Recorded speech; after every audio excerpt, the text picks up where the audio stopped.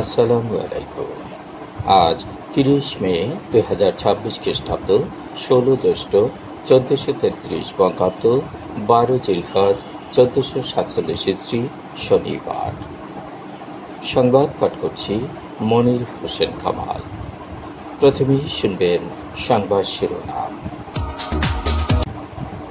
জিয়াউর রহমানের 45তম শাহাদাত বার্ষিকী। ঈদের ছুটি শেষে সোমবার খুলবে অফিস। বরগুনায় গত 24 ঘন্টায় নতুন করে হামে আক্রান্ত 10। মোটর সাইকেল না পেয়ে স্ত্রীকে পিটিয়ে হত্যা। আমতলীতে 2 কেজি গাঁজা সহ 2 জন আটক। জমির বিরোধে একজনকে কুপিয়ে হত্যা। পটুয়াখালীতে হানি ট্র্যাপ চক্রের নারী গ্রেপ্তার। মাইকেনে রেকর্ড করা হয় লোকবেতারে। শুনলেন সংবাদ শিরোনাম, এবার বিস্তারিত। বিএনপির প্রতিষ্ঠাতা সাবেক প্রেসিডেন্ট জিয়াউর রহমানের আজ 45তম শাহাদাত বার্ষিকী।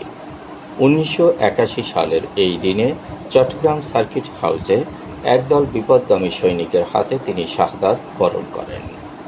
সেই থেকেই তার প্রতিষ্ঠিত দল বিএনপি দিবসটিকে জিয়াউর রহমানের শাহাদাত বার্ষিকী হিসেবে পালন করে আসছে। দলের প্রতিষ্ঠাতার শাহাদাত বার্ষিকী উপলক্ষে 8 দিনব্যাপী কর্মসূচি পালন করছে বিএনপি। জিয়াউর রহমান 1936 সালের 19 জানুয়ারি বগুড়ার গাবতলীর বাগবাড়িতে জন্মগ্রহণ করেন। তার বাবা মনসুর রহমান কলকাতায় একজন কেমিস্ট হিসেবে কাজ করতেন। তখন জিয়াউর রহমান বাবার সঙ্গে কলকাতায় এবং দেশ বিভাগের পর করাচিতে চলে যান। শিক্ষা জীবন শেষে 1953 সালে পাকিস্তান মিলিটারি একাডেমি কাবুলে অফিসার ক্যাডেট হিসেবে ভর্তি হন। 1955 সালে তিনি কমিশন লাভ করেন। 1971 সালের 25 মার্চ পাকিস্তানি বাহিনী যখন নিরস্ত্র জনতার উপর ঝাঁপিয়ে পড়ে, তখন চট্টগ্রাম কালুরঘাট বেতার কেন্দ্র থেকে স্বাধীনতার ঘোষণা দেন জিয়াউর রহমান। 9 মাসের মুক্তি সংগ্রামে তিনি একটি সেক্টরের অধিনায়ক হিসেবে সমরনায়কের দায়িত্ব পালন করেন। বীরত্বের স্বীকৃতি স্বরূপ তিনি বীরোত্তম খেতাব লাভ করেন।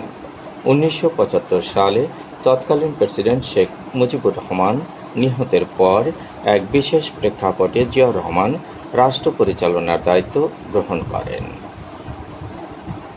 পবিত্র ঈদ উল আজহা উপলক্ষে টানা 7 দিনের ছুটি শেষে সোমবার খুলছে অফিস। 25 মে থেকে শুরু হওয়া ছুটি শেষ হচ্ছে রবিবার।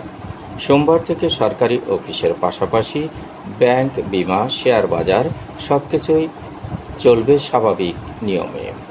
গত 28 মে দেশে মুসলমানদের ধর্মীয় উৎসব পবিত্র ঈদ উল আজহা বা কোরবানির ঈদ উদযাপিত হয়। ঈদ উল আজহা উপলক্ষে আগে থেকেই 6 দিন ছুটি নির্ধারণ করে রেখেছিল সরকার। ঈদ যাত্রা নির্বিঘ্ন করতে নির্বাহী আদেশে আরও 1 দিন ছুটি বাড়িয়ে সরকারি চাকরিজীবীদের জন্য টানা 7 দিনের ছুটি ঘোষণা করা হয়। বরগুনায় গত 24 ঘন্টায় নতুন করে হামে আক্রান্ত হয়েছে আরও 10 জন। চলতি বছরে হামে আক্রান্ত রোগীর সংখ্যা 632 জন। নিশ্চিত হাম রোগী শনাক্ত হয়েছে 65 জন। সুস্থ হয়ে বাড়ি ফিরেছে 553 জন। এ পর্যন্ত মারা গেছে 9 জন। গত 24 ঘন্টায় বরগুনায় নতুন করে ডেঙ্গুতে আক্রান্ত হয়েছে আরও 2 জন। চলতি বছরে এখন পর্যন্ত ডেঙ্গু আক্রান্ত রোগীর সংখ্যা 118 জন। হাসপাতালে ভর্তি আছেন 2 জন। মোটরসাইকেল না পেয়ে স্ত্রীকে পিটিয়ে হত্যা করেছে স্বামী। ঘটনাটা ঘটেছে ভোলার দৌলতখানে। প্রায় 3 বছর আগে চর খলিফা ইউনিয়নের কলাকুপা গ্রামের সজীবের সঙ্গে ফিমার বিয়ে হয়। বিয়ের পর থেকে সজীব যৌতুক হিসেবে একটি মোটর সাইকেল দাবি করে। মোটর সাইকেল না পেয়ে শুক্রবার রাতে ফিমাকে পিটিয়ে হত্যা করা হয়। শনিবার সকালে সজীবকে আটক করেছে পুলিশ। আমতলীতে 2 কেজি গাঁজা সহ 2 জনকে আটক করেছে পুলিশ। আটককৃতরা হচ্ছে 18গাছিয়া ইউনিয়নের চাউলা বাজারের মোশাররফ হাওলাদারের ছেলে আশিক ও নাসির পেদার ছেলে শাহাবুদ্দিন।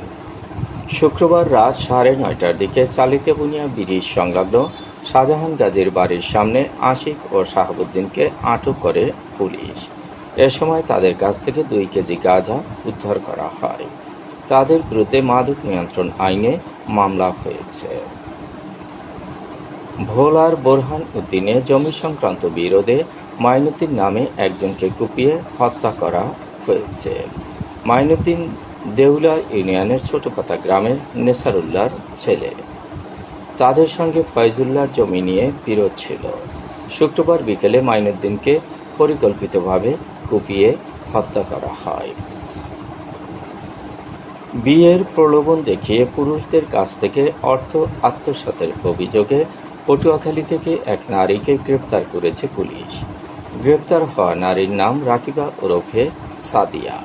তিনি দুমকি উপজেলার 18গাছিয়া গ্রামের বাসিন্দা। শুক্রবার রাত 2টার দিকে পটুয়াখালী শহরের ছোট চৌরাস্তা এলাকার একটি ভাড়া বাসায় অভিযান চালিয়ে তাকে আটক করা হয়। দুমকি থানার একটি বিশেষ দল গোপন সংবাদের ভিত্তিতে এ অভিযান পরিচালনা করে। পুলিশ সূত্রে জানা যায়, আসামির বিরুদ্ধে দুমকি থানায় দায়ের করা একটি মামলায় গ্রেপ্তারি পরোয়ানা ছিল। পুলিশের দাবি, রাকিবা পটুয়াখালী শহরের বিভিন্ন এলাকায় ভাড়া বাসা নিয়ে অসামাজিক কার্যকলাপ পরিচালনা করতেন এবং বিয়ের প্রলোভন দেখিয়ে বিভিন্ন পুরুষের সঙ্গে প্রতারণার মাধ্যমে অর্থ হাতিয়ে দিতেন। দীর্ঘদিন ধরে তার বিরুদ্ধে এমন অভিযোগ তদন্তাধীন রয়েছে।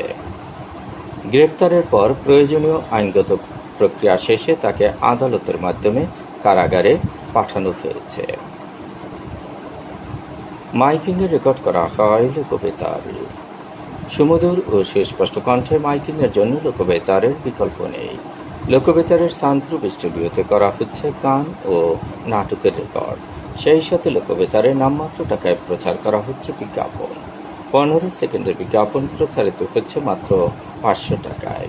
30 সেকেন্ডের বিজ্ঞাপন 1000 টাকা, 45 সেকেন্ডের বিজ্ঞাপন 1500 টাকা আর 1 মিনিটের বিজ্ঞাপন প্রচার করা হয় মাত্র 2000 টাকায়। নির্ধারিত টাকার বিনিময়ে প্রতিদিন কমপক্ষে 5 বার করে পুরো 1 মাস বিজ্ঞাপন প্রচার করা হবে। মাইকিং ও বিজ্ঞাপনের জন্য যোগাযোগ করবেন 0-1-755-6-445 নম্বরে। এবারে শুনবেন আবহাওয়ার খবর।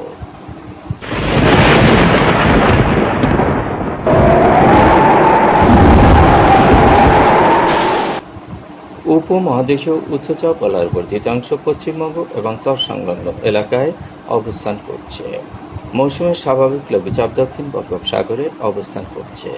এর একটি বর্ধিত অংশ উত্তর পূর্ব বঙ্গোপসাগর পর্যন্ত বিস্তৃত। রাত এবং দিনের তাপমাত্রা একরকমই থাকতে পারে। দেশের বিভিন্ন স্থানে বজ্রসহ বৃষ্টি হতে পারে। আজ দেশের সর্বোচ্চ তাপমাত্রা ছিল কলাপাড়ায় 34.5 ডিগ্রি সেলসিয়াস এবং সর্বনিম্ন তাপমাত্রা ছিল নারায়ণগঞ্জে 20.1 ডিগ্রি সেলসিয়াস। বরগুনার সর্বোচ্চ তাপমাত্রা 34.4 ডিগ্রি সেলসিয়াস, সর্বনিম্ন 23 ডিগ্রি সেলসিয়াস। আগামীকাল সূর্যোদয় হবে ভোর 5:11।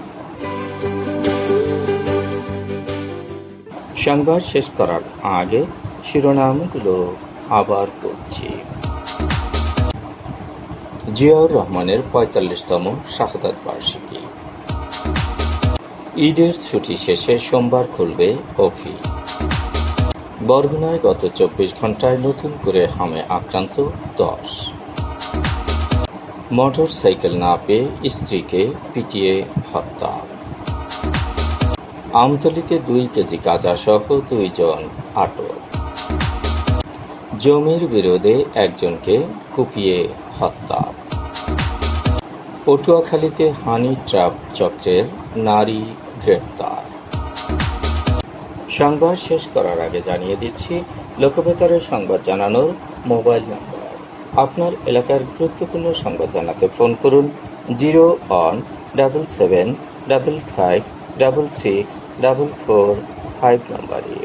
আর লোকবেতারের সাথে যুক্ত হয়ে গান শুনতে চাইলে SMS করুন 01782973478 নম্বরে। মোবাইল করবেন 0195943854 নম্বরে। বিশ্বের সব জায়গা থেকেই শুনতে পারবেন লোকবেতার। লোকবেতার FM.org ওয়েবসাইটের মাধ্যমে শুনুন সরাসরি অনুষ্ঠান। সংবাদভাগ এখানেই শেষ করছি।